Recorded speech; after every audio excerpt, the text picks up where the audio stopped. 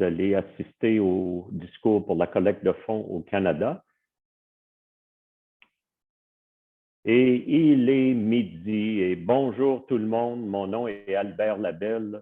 Non seulement est-ce que je suis membre du conseil d'administration de l'AFP Québec et un bénévole de longue date, mais je suis aussi un associé chez Pear Tree Canada, qui est un important commanditaire ou sponsor de l'AFP Québec. Brièvement, pour ceux qui ne nous connaissent pas, Pear Tree Canada est le créateur de la structure de dons à travers des actions accréditives depuis les 15 dernières années.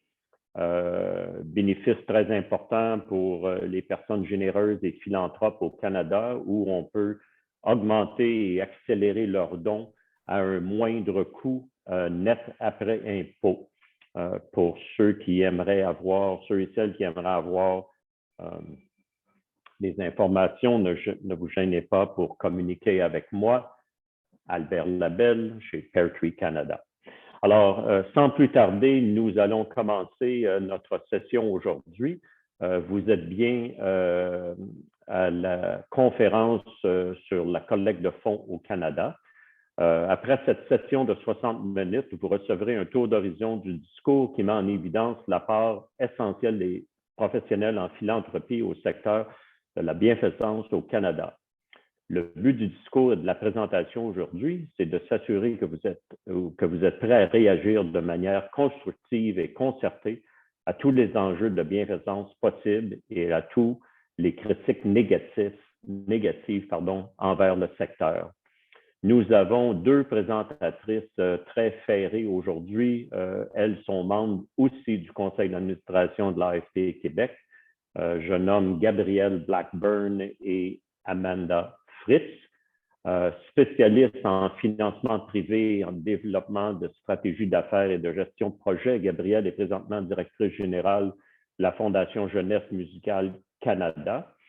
Elle démontre une passion pour la musique classique, ce qui lui a valu des postes dans de prestigieuses institutions telles que l'Orchestre symphonique de Montréal, l'Orchestre métropolitain et l'Opéra de Montréal.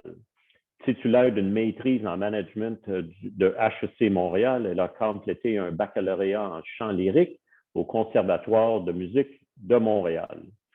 Actuellement directrice don majeur de la Fondation du CHU de Sainte-Justine, Amanda a passé 15 dernières années à travailler dans le secteur de la collecte de fonds. En tant que bénévole au sein des entités locales et nationales de l'AFP, elle sait bien à quel point il est important de mettre des outils à la disposition des professionnels de notre secteur, leur permettant de réussir dans leur précieux travail. Sans plus tarder, nous avons l'honneur d'avoir la présence du président et du directeur général de Mike Geiger. Et sans plus tarder, j'invite Mike à nous dire quelques mots. Bonne session.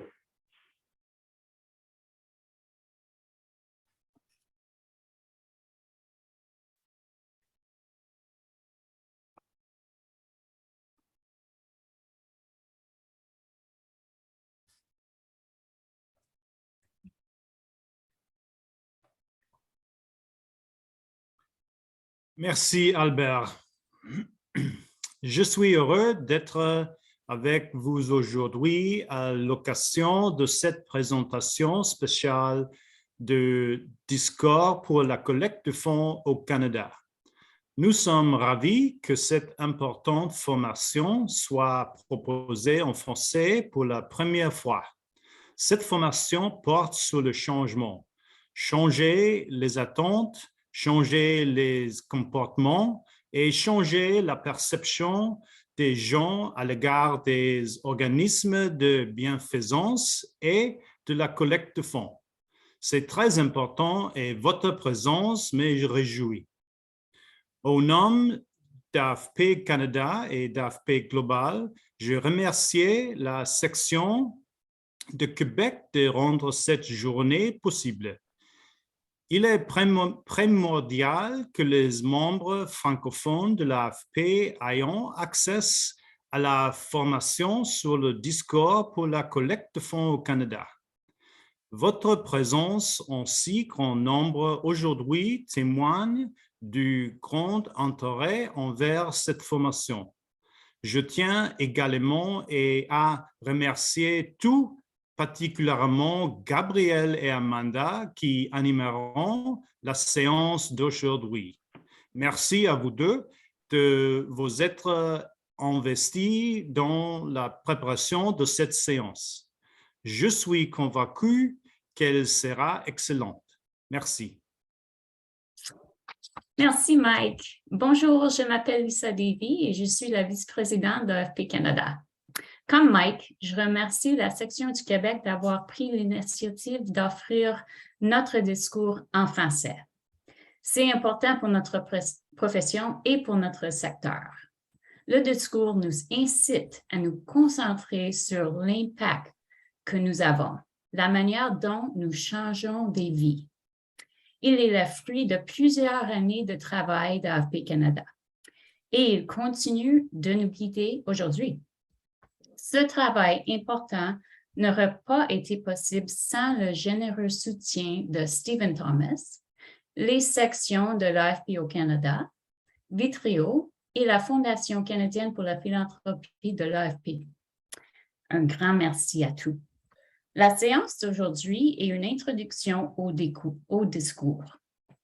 Si cette séance vous inspire, et je suis persuadée que ce sera le cas, j'espère que vous vous joindrez à nous pour notre formation approfondie de 3 heures, prévue pour le 23 juillet chez vous à Montréal.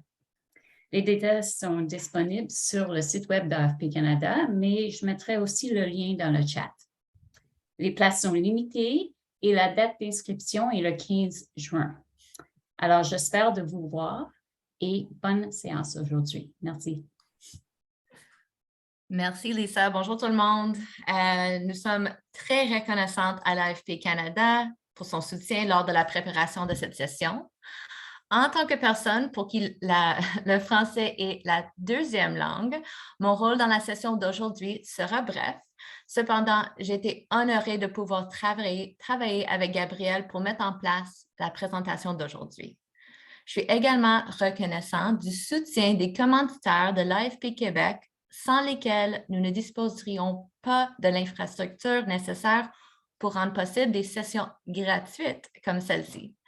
Alors, sans plus tarder, merci à nos partenaires Diamant, Peartree, BNP Performance Philanthropique, Donor Perfect, Global Philanthropic et RBC, nos partenaires Platine, Prodon, TD et Unicos, nos partenaires Bronze, KCI et Philanthropia, et notre partenaire en biens et services Atypique.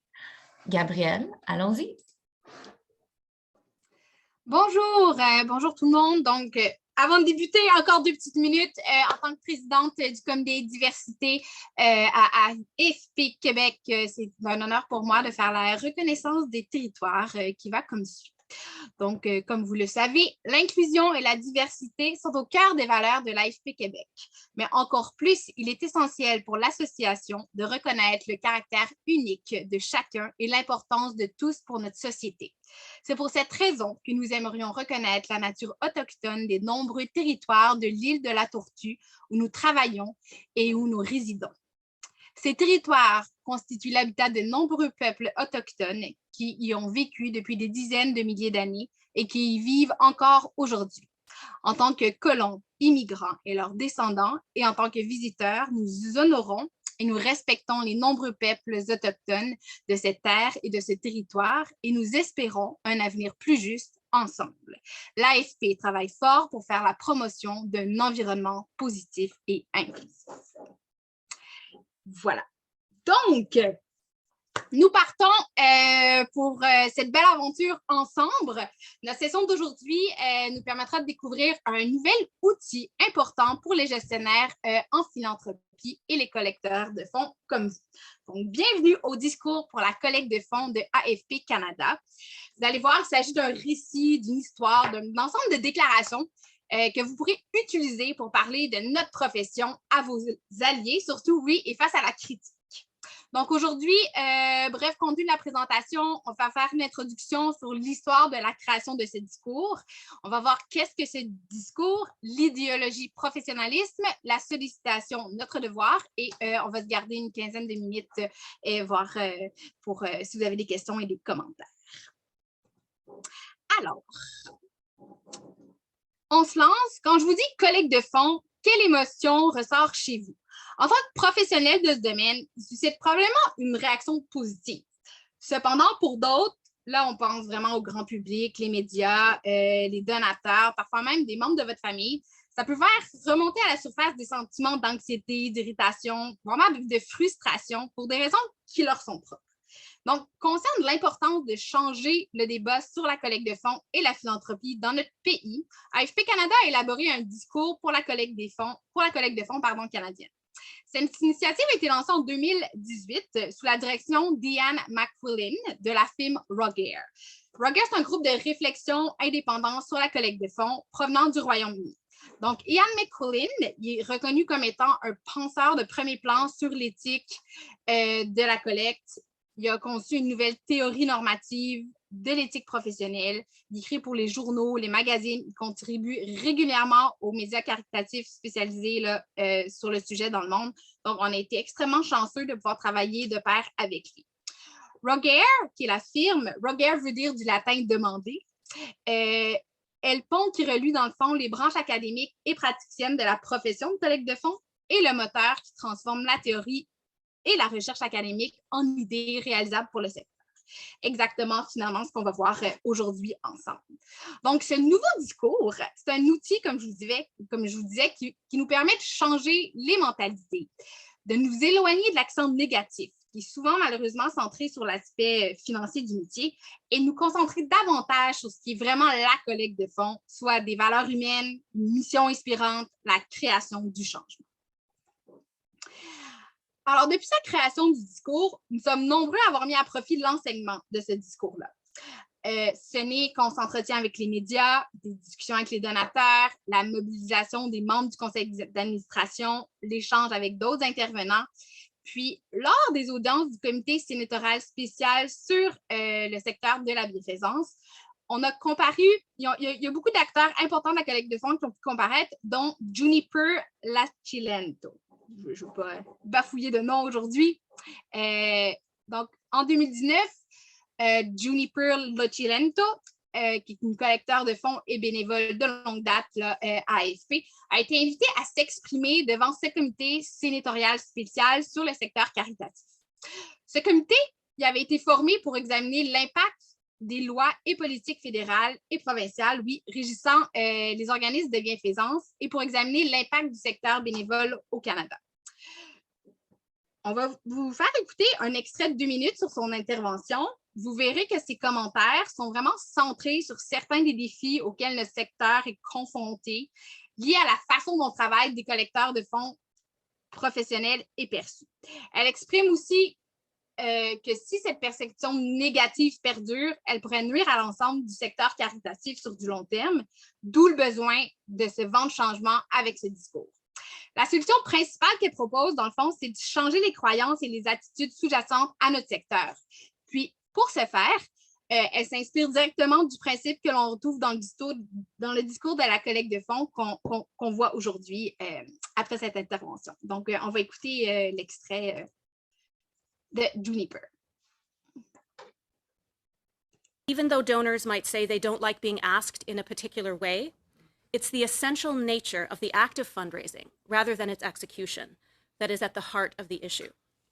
In fact, research suggests a conundrum in that the practice of fundraising is seen on one hand as too professional, and by that I mean too slick, too costly, and ethically questionable, and on the other as not professional enough, by which I mean not adequately efficient or effective, reliant on volunteers, and lacking formal educational requirements.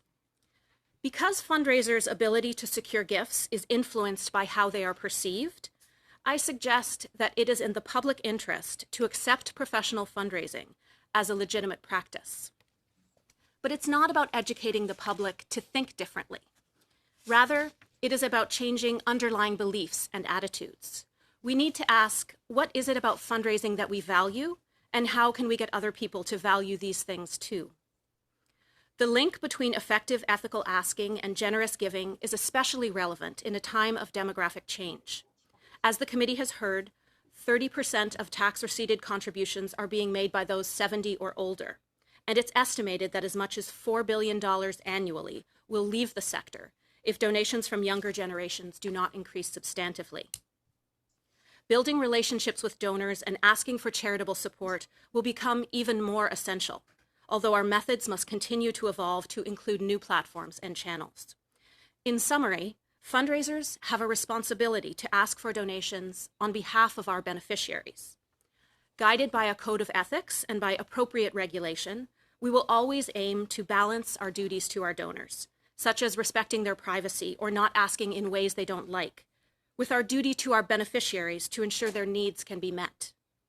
And having secured support from generous Canadians, we must make sure we put these funds to best use, which means that charities need to be professional and able to utilize the best talent, tools, and technologies to effect change.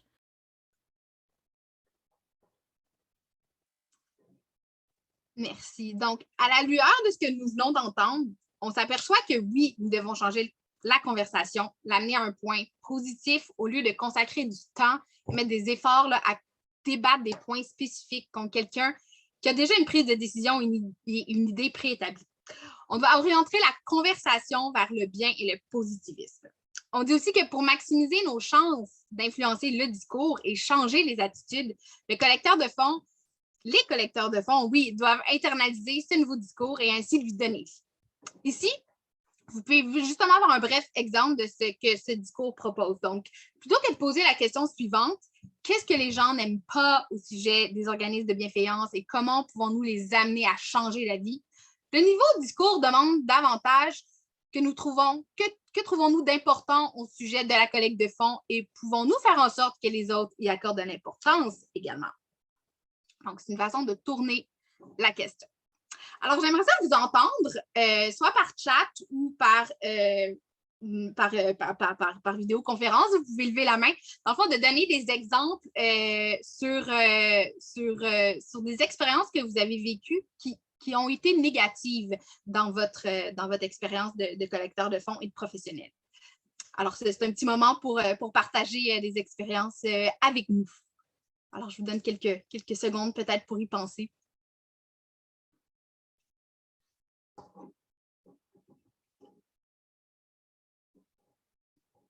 Peut-être que si vous êtes gêné de vous lancer, je vais vous en donner un, moi, exemple. Peut-être qu'il n'y en a pas qui vous viennent comme ça, mais souvent, j'ai pu entendre, moi, que l'argent qu'on reçoit dans les organismes ne devrait pas servir à payer des salaires ou l'administration, mais ça devrait juste aller à la cause parce que, dans le fond, l'argent, si on le donne, ça ne va jamais à la mission, ça va juste au gestionnaire. Ce type d'affirmation très négatif. Donc, peut-être que vous en avez aussi de votre côté. Ou sinon, de nous faire dire que vous êtes juste des quêteux professionnels. Je ne sais pas si de votre côté, vous avez des exemples à nous partager. Bonjour. Oui. Josée Telaroca de la Fondation du Turbine, je me lance. Moi, je dirais que dans mon cercle d'amis proche, c'est ma profession, c'est pas quelque chose dont je parle souvent ou, je ne vais pas solliciter mes collègues, on laisse ça à l'extérieur, mais quand on me demande qu'est-ce que je fais dans la vie, je travaille en philanthropie ou en collecte de fonds, là, tout de suite, on a un pas de recul, puis on se dit, oh mon Dieu, c'est en quête de l'argent. Ça, c'est clair dans la tête des gens qu'on est là toujours pour quémander, puis on fait de la vente. On associe beaucoup la philanthropie à vendre quelque chose, faire de la vente. Ça, je trouve que déjà, là, c'est négatif. Tout à fait. Merci, Josée. Là, dans le chat, Amanda, voyez-vous? Oui, alors, oui, je peux contribuer. Alors, il y a quelqu'un qui remarque, qui entend que des personnes disent « Je ne veux pas que mon argent paye de l'essence quand on a des camions. » Alors, pas possible de livrer nos services sans les camions, mais non, ils ne veulent pas que leur don paye l'essence. Un autre, que c'est le rôle au gouvernement d'investir dans la santé pour les hôpitaux. Moi, j'entends ça aussi. Est-ce qu'il y a d'autres mains levées? Moi, je ne vois pas trop. Mais c'est des super bons exemples. Vous allez voir, ça va ressortir. Parfait. Donc,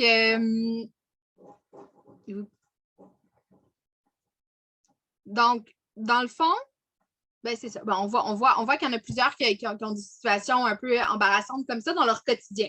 Alors, comme ça a été mentionné, ce dont on veut parler aujourd'hui, c'est de la manière dont nous pouvons relever efficacement ces défis communs et ces perceptions qui sont finalement erronées, parce que nous, on y travaille, on le sait. Alors, en même temps, comment nous pouvons commencer à modifier le discours public et les normes de conversation afin de collaborer à une meilleure compréhension de ce que nous faisons dans notre secteur d'activité et dans la collecte de fonds, et surtout faire comprendre le pourquoi aussi c'est si important.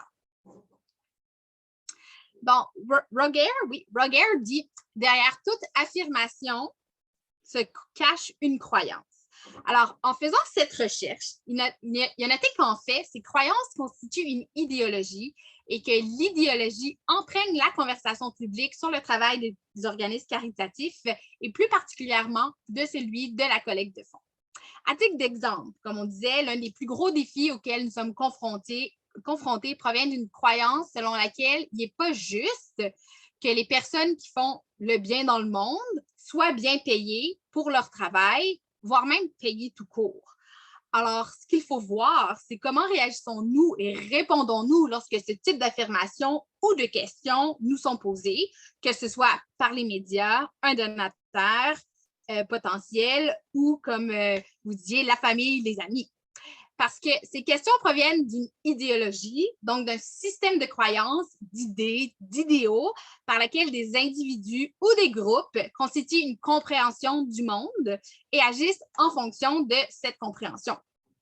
Pour vous donner d'autres exemples d'idéologies que nous apercevons souvent, pour des gens, ce qui est bon dans le secteur caritatif et des OBNL, c'est quand ce sont des petits organismes, que c'est développé vraiment au niveau local.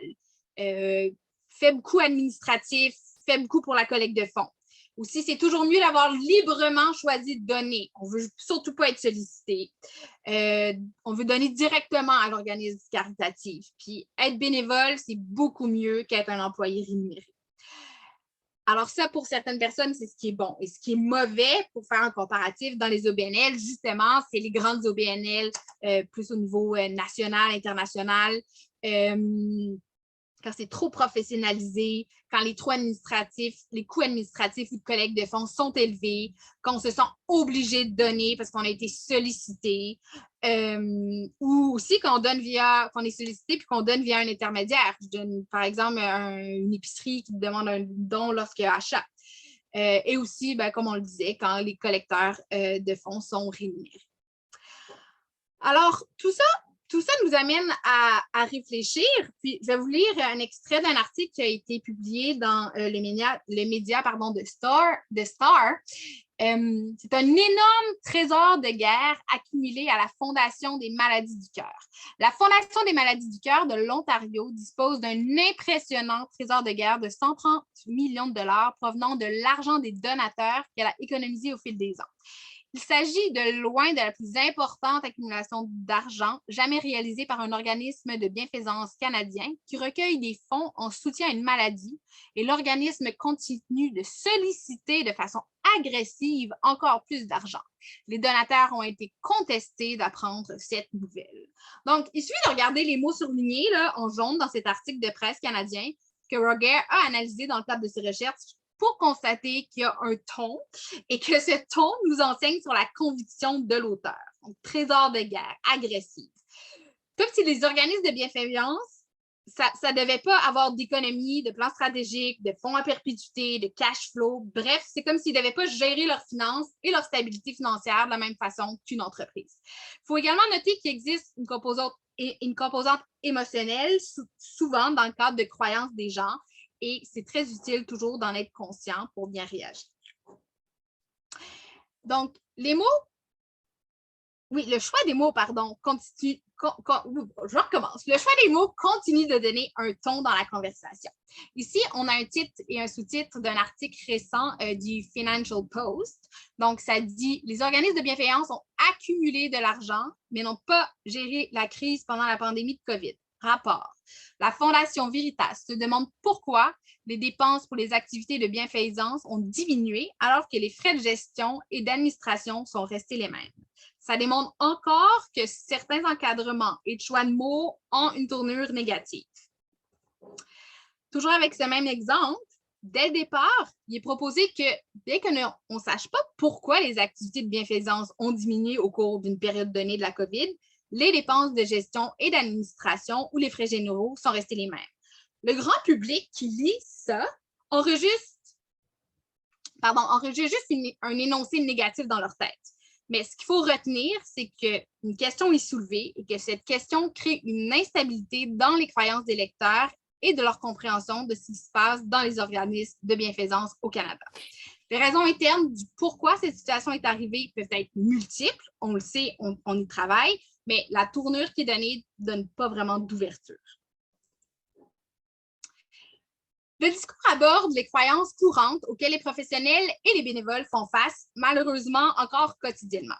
Donc, comme pour revenir sur les exemples que les dons de charité et le travail lui-même doivent être essentiellement volontaires et bénévoles, ou encore un petit organisme local est préférable à un grand organisme national, ou que je décide de faire un don de mon propre gré, je n'ai pas besoin d'être convaincu par le marketing pour donner.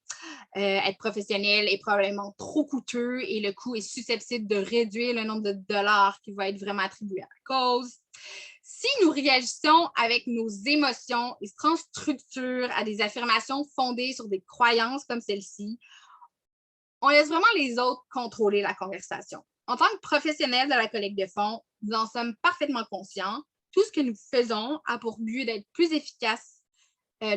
plus efficace possible dans le cadre de notre travail, de notre mission, de nos fonctions. Il faut donc se tenir prêt à répondre intelligemment à ce type d'affirmation. Ce qui me vient à vous parler d'idéologie. Alors, l'idéologie. Si les gens présentent des arguments fondés sur des croyances et de nature idéologique contre notre travail de collecte de fonds, alors notre contre-argument seront inefficaces s'ils sont basés uniquement sur des faits.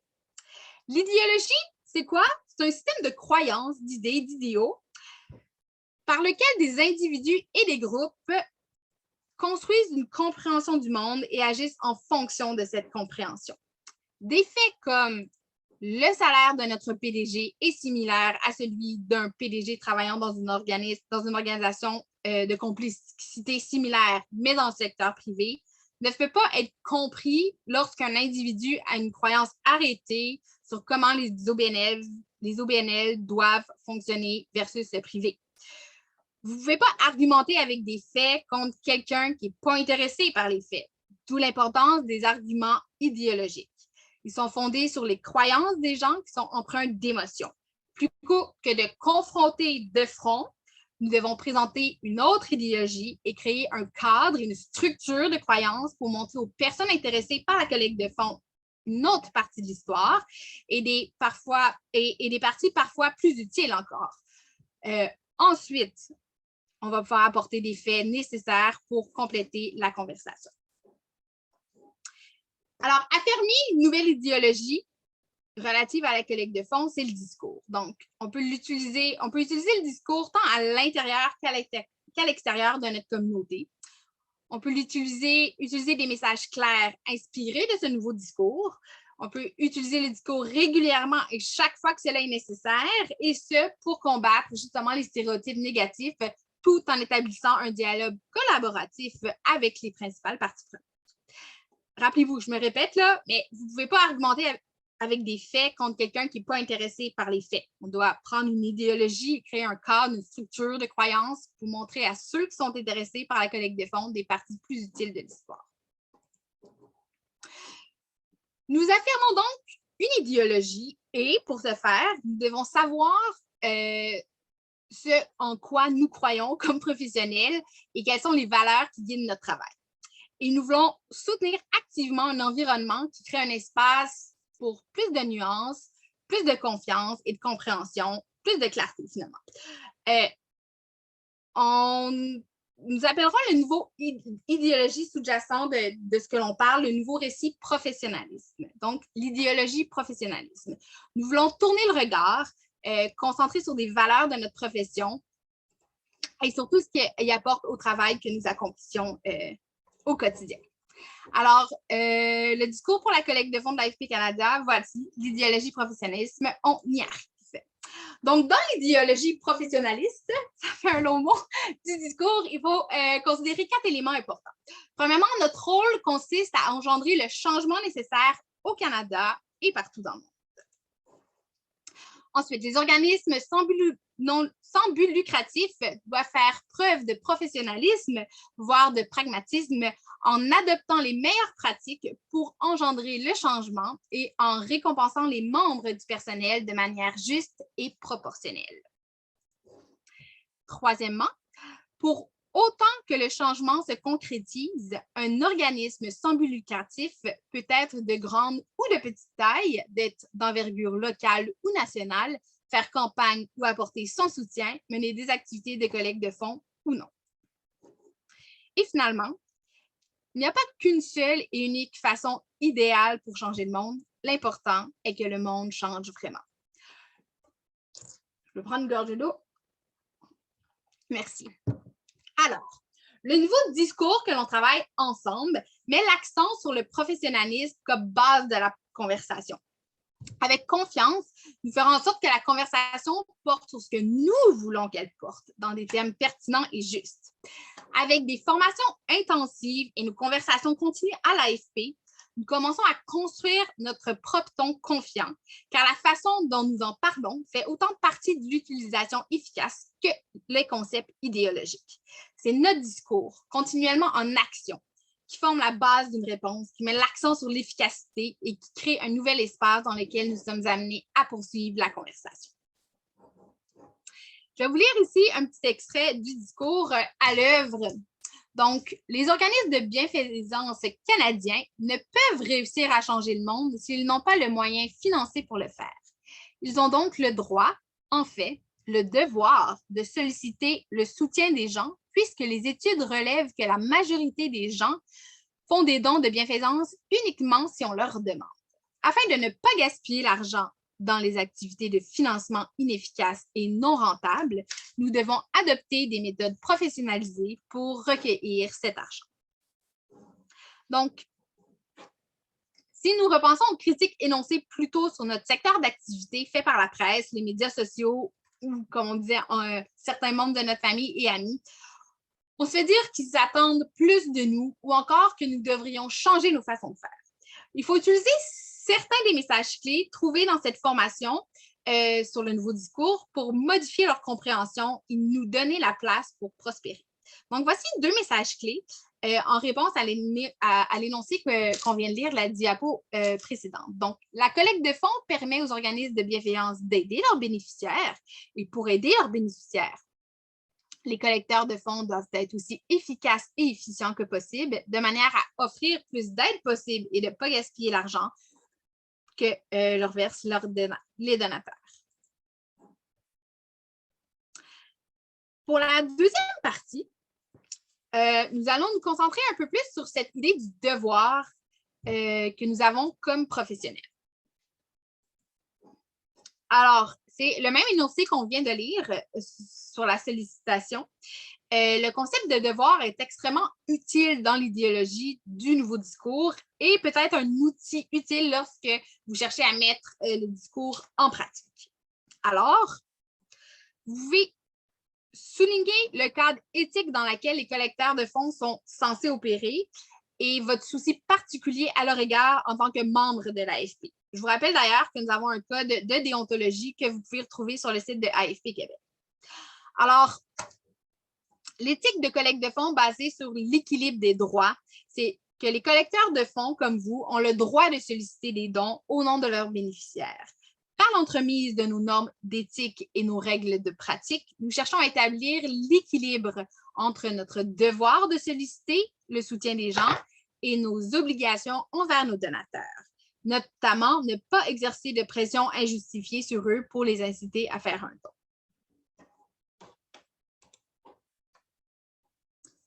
Alors, on va lire un énoncé Je demande à chacun d'entre vous de réfléchir, dans le fond, à la manière dont il répondrait à la déclaration qu'on va lire, en intégrant un peu ce que vous venez de voir aujourd'hui et sur la manière la plus efficace de le faire. Si c'est utile également, là, vous pouvez voir à quelle partie prenante vous aimeriez vous adresser. Donc, c'est un exercice d'équipe collaboratif. Donc, voici l'énoncé. Vous ne devriez faire des dons qu'aux petits organismes de bienfaisance locaux. Ce sont eux qui peuvent être les plus utiles et bénéfiques car ils sont les plus près des membres des collectivités locales. Donc, si vous vous adressez à un média, un donateur, un membre du CA, un groupe sur les médias sociaux qui ont souvent la parole facile, ou un membre de votre famille. Donc, comme à cet énoncé-là, qu'est-ce que vous pourriez leur répondre? Alors, on vous invite à chatter ou lever votre main.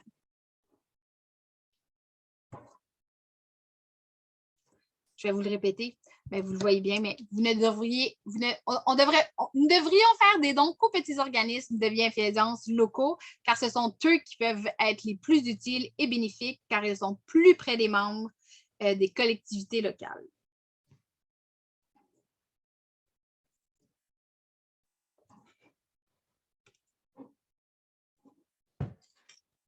Est-ce qu'il y a des mains qui se lèvent?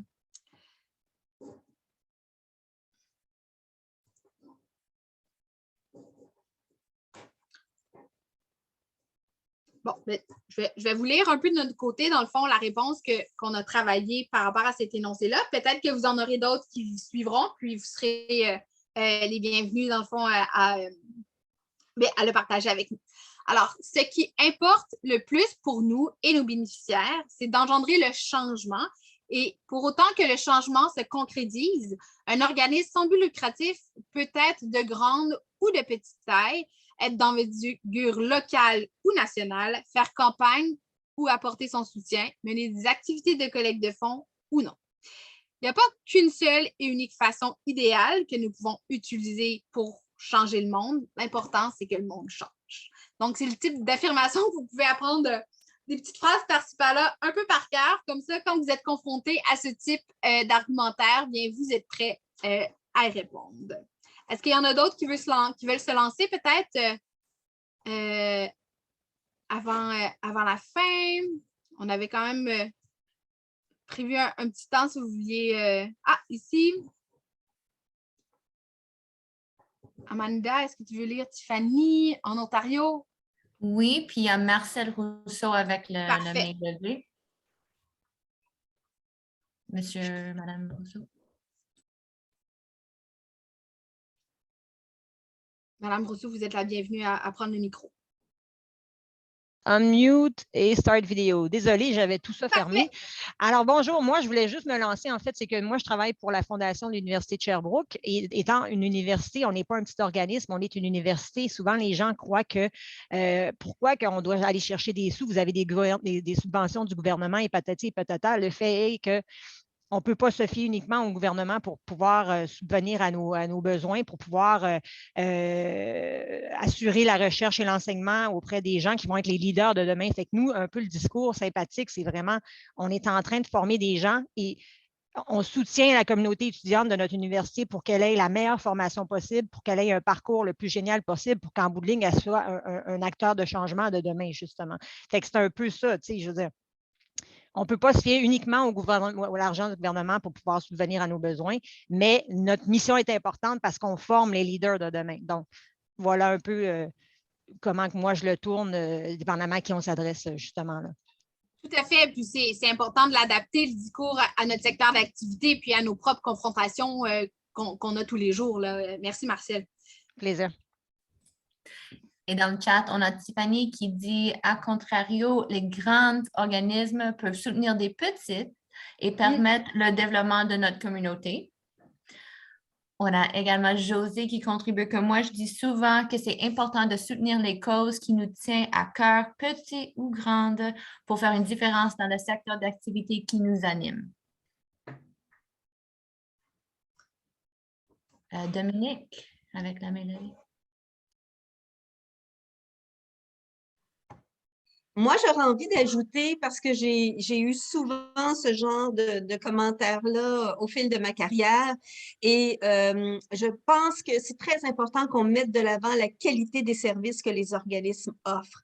Et au final, c'est tout un réseau en parallèle, justement, des services gouvernementaux qui ne coûtent pas cher, dont la valeur est immense, la valeur humaine, la valeur financière aussi, parce que c'est beaucoup, beaucoup moins cher les services qu'offrent les petits ou les moyens ou les grands organismes qui offrent des services directs à la population. Moi, j'ai souvent eu à mettre de l'avant, par exemple, le fait que dans un organisme où je travaillais, on n'avait pas de liste d'attente, on était capable de donner un service direct, rapide, avec une approche très personnalisée et humaine aussi.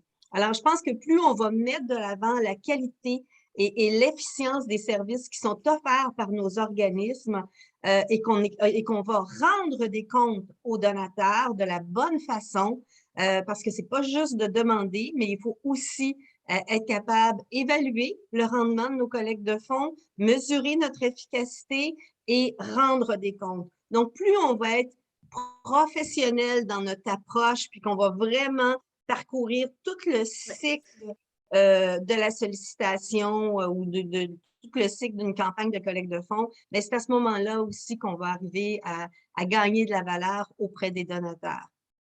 Puis la fidélisation, c'est primordial. Alors, plus on informe nos donateurs, plus on les invite chez nous à venir se rendre compte concrètement avec des témoignages, avec des histoires, plus on arrive à les convaincre et c'est comme ça qu'on les attache, en fait. Puis là, il n'y en a plus de problème de discours. Merci.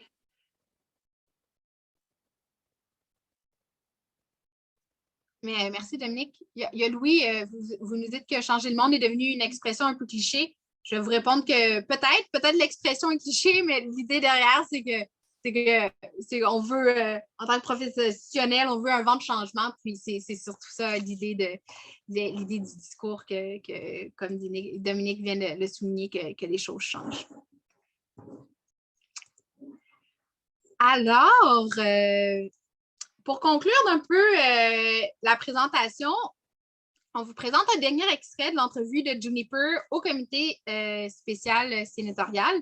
Ici, vous pouvez l'entendre, elle va aborder directement le type de critiques auxquelles les collecteurs et les collectes de fonds sont confrontés dans les médias. Puis, réfléchissant rapidement pour répondre à une question qui était hors script, elle met vraiment en pratique les notions du discours. Donc, je vous laisse avec Juniper. Accounts that leave many Canadians disenchanted with charities because executive compensation is at an all-time high for professional fundraisers. We know, for instance, there is a university where I come from where the head of development actually makes more money than the president of the university. What's your response to that concern of Canadians? I understand the concern, and I think the way to approach it is to think about what is people's motivation in making charitable gifts. And if we assume that the motivation to make charitable gifts is to make a change in the world, in whichever sphere that one wants to focus on, we want to do that in the best way possible. And does that mean that there are positions that need that level of expertise? I think it's more important to focus on the outcomes and the impact that are made through those roles and through those institutions than getting overly focused on the details of compensation. Okay, if I had more time, I'd follow up.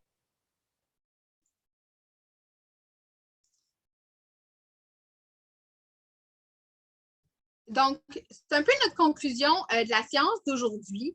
C'était vraiment, dans le fond, c'est un aperçu, 30 minutes pour vous faire vraiment un résumé de qu'est-ce que ce discours-là et qu'est-ce que la recherche, les points forts de la recherche en sont sortis. Comme disait Lisa au début, si vous êtes intéressé à voir le food training, il va être donné cet été à Montréal, justement. Alors, vous aurez un bon 3 heures pour en apprendre, puis aller vraiment en profondeur, puis vous pratiquer sur les façons de faire. Pour ma part, je vous remercie vraiment beaucoup pour votre participation. Puis merci pour les échanges. C'est toujours un plaisir d'être avec les membres de l'AFP, puis avec des gestionnaires qui partagent les mêmes enjeux et qui ont des belles expériences à divulguer. Ça va être un peu le moment des questions, commentaires. Amanda, Lisa et moi, on va tenter de répondre le mieux possible. Alors, bien, merci beaucoup à toutes et à tous d'avoir été parmi nous ce midi. Alors, on est là pour les questions et pour compléter le tout, on a une quinzaine de minutes.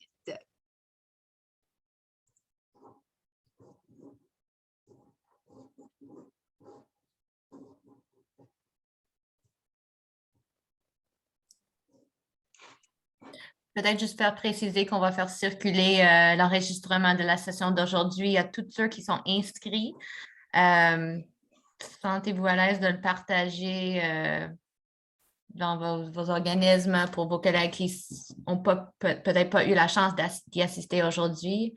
Et si jamais il y a des questions qui viennent à vos têtes après la session, nous deux, Gabrielle et moi, et Lisa même, on est disponible par la suite pour répondre peut-être à quelques questions, même des situations précises dans vos organismes. Donc, j'aimerais ça savoir comment est-ce qu'on réagirait à ça selon les outils dans le discours. On est là pour ça.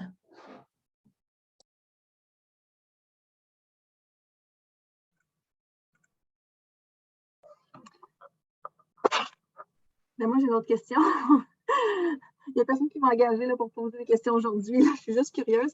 Je me demande si cette initiative-là de sensibilisation puis de changer le discours, c'est unique au Canada ou est-ce qu'on voit aussi ce penchant-là aux États-Unis ou ailleurs? Lisa, je ne sais pas si toi, tu as la réponse. Moi, je ne suis qu'au courant de ce qu'on fait au Canada, mais je dois imaginer qu'il y a d'autres initiatives. C'est-à-dire qu'on l'a commencé aussi au Canada, puis avec Mike et nos collègues à les États-Unis, on espère qu'ils vont faire la même sorte de choses aux États-Unis. Mais présentement, ils ne le font pas comme ça au Canada. Et je sais qu'Ian, après qu'il a commencé à faire ce travail pour nous autres, il l'a présenté, je pense, en Australie, puis à des autres pays qui s'intéressent. Mais c'est toujours à l'adapter à votre pays. Comme nous autres, c'est vraiment la réaction pour les Canadiens et Canadiennes. Alors, s'ils vont le faire comme à les États-Unis, ça va être vraiment un différent discours. Mais on aimerait ça que ça commence à aller à des autres places aussi. Et je peux peut-être contribuer que la réglementation autour de tout ce qui est charité au BNL en Royaume-Uni, en Great Britain, c'est très, très strict. Il y avait un gros critique, ça fait une dizaine d'années, sur tout le secteur. Le gouvernement, dans le temps, a fait implémenter des nouvelles réglementations pour tout le secteur. Alors, il y a sûrement un besoin de ce type de discours pour tous nos marchés philanthropiques. En effet, Amanda, ça, c'est une des raisons pour laquelle que nous autres à AFP Canada, on a décidé de faire notre propre discours ici. C'était à cause de la réaction au UK, en UK. Alexandra?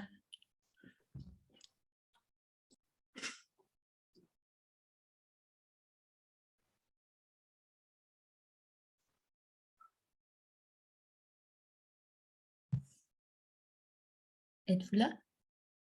Alexandra? L'orange? De CMC Canimex? Est-ce que vous m'entendez maintenant? Oui! Oui, formidable, merci. Je suis désolée, ma caméra ne fonctionne pas alors sur l'ordinateur que j'utilise, alors je ne peux pas me montrer, je suis navrée. Je travaille pour le concours de musique du Canada, Canimex. Je suis directrice générale et artistique adjointe. Ma question, en fait, donc vous parlez du discours, mais le discours semble assez général et je comprends que la formation aujourd'hui l'était également. Comment adapter le discours en fonction également du secteur dans lequel on travaille? Par exemple, moi, je suis dans le secteur de la musique classique, je suis dans le secteur culturel, on a également un volet éducatif pour les jeunes et notre organisme est financé en totalité par des fonds privés. On ne reçoit aucune subvention et du côté culturel, il y a beaucoup cette idée que le culturel est financé essentiellement par le public. Et donc, dans le discours pour aller chercher des donateurs, on doit également inclure cette éducation du donateur pour aller le chercher et pour donc simplement ouvrir le dialogue du fait justement de briser ce préjugé-là. Donc, pardon, le préambule était très large, mais justement, comment adapter ce discours en fonction du secteur, parce qu'on a parlé du pays, mais voilà, j'aimerais vous entendre là-dessus si possible. Merci.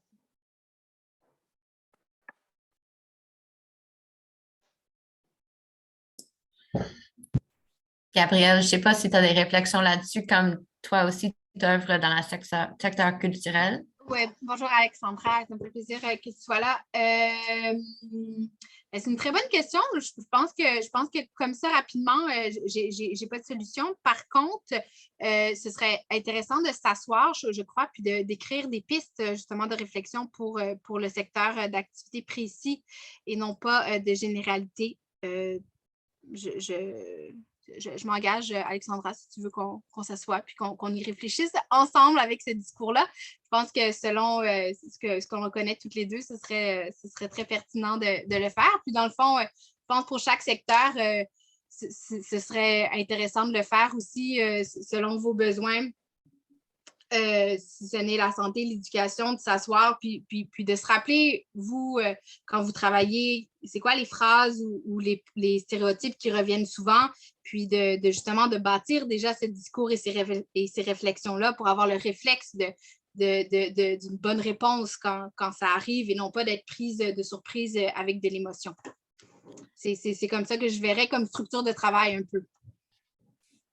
Je vais peut-être également contribuer que après avoir pris le cours pour le discours, j'ai fait un peu un exercice avec mon CA de mon organisme, qui est un petit organisme qui œuvre en éducation. C'est mon bénévolat, pas mon Saint-Justine.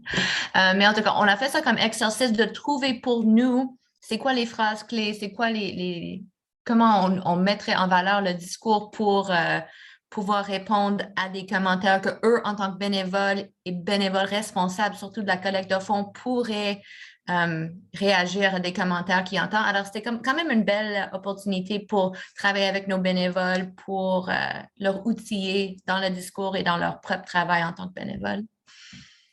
So that's a fun idea if you guys want to do stuff with your boards. Tout à fait. Puis pour rebondir, Amanda, c'est vrai que toute la communauté, il y a nous en tant que gestionnaires, mais tous les bénévoles aussi se font souvent dire donc d'outiller puis de partir avec ça pour outiller les membres qui gravitent autour de notre organisation pour qu'eux aussi soient prêts à rebondir sur ce type d'affirmation. C'est super.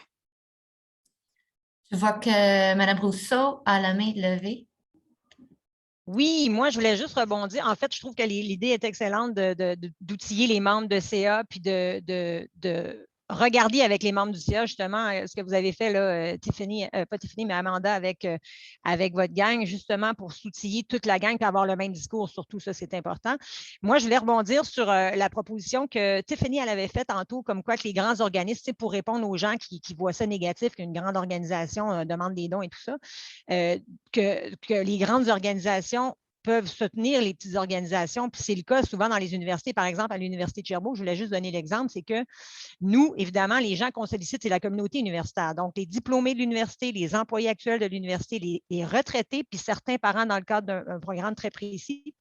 Mais les employés de l'Université de Sherbrooke, à chaque année, sont sollicités pour Centraide et donnent des milliers de dollars à Centraide à chaque année. Centraide, qui est un organisme qui chapeaute un paquet de petits organismes dans notre région. Donc, je voulais juste dire qu'effectivement, cette espèce d'argument-là qui est très, très positif et très intéressant, c'est vrai et on le fait à chaque année. Voilà. Donc, Tiffany, c'était un très bon argument dans mon livre à moi. C'est bien de voir tout le monde, la création d'un peu une petite communauté d'idées, de collaboration, le partage entre nous. Alors, merci, oui. Madame Labelle de la Fondation du Rhin. Oui, bonjour tout le monde. Alors, je pense qu'effectivement, c'est important que chacun de nous s'approprie ce discours puis l'adapte à notre milieu. L'idée de partager ce discours-là avec les membres du CA, c'est aussi très important, mais je pense qu'il ne faut pas oublier nos employés aussi parce que nos employés aussi reçoivent ce type de commentaires-là puis se retrouvent souvent bouche bée sans savoir trop quoi répondre. Puis l'autre point que j'aimerais apporter, c'est que on est souvent on est un peu, je trouve qu'on est un peu gêné de mettre en valeur notre profession. Et je trouve que c'est une belle opportunité avec ce discours-là de peut-être justement promouvoir le discours et par le fait même promouvoir la profession pour mettre en valeur ce qu'on fait. Puis troisième point, je trouve que les entreprises depuis quelques années réussissent très bien à démontrer l'impact qu'ils ont dans la société en faisant des contributions, des partenariats avec des organismes. Je pense que nous aussi, on aurait avantage. Puis encore là, je trouve qu'on hésite parfois à mettre en valeur justement la contribution qu'on a, l'impact qu'on a auprès des populations qu'on dessert. Alors voilà.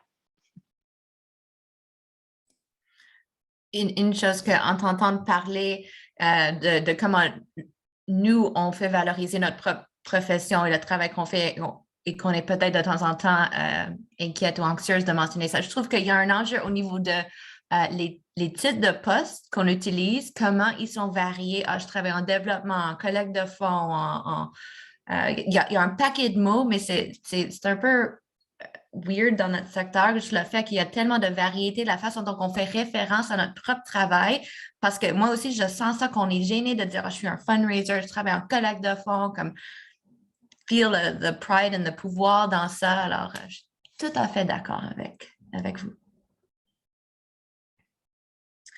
Je ne vois pas d'autres mains levées. Je sais qu'on a peut-être un autre 3-4 minutes si jamais il y a d'autres questions. Je voulais rebondir, Amanda, là, parce que tu as toujours des super idées, mais c'est vrai que d'avoir plus un meilleur descriptif des postes, parce que les postes, quand même, se ressemblent un peu d'une organisation à l'autre. Mais quand les gens même me demandent ce que je fais, moi-même, des fois, je bafouille de leur dire parce que ça dépend toujours. Donc d'être peut-être plus armé et structuré à avoir une réponse sur ça ressemble à quoi une journée dans une OBNL. Là.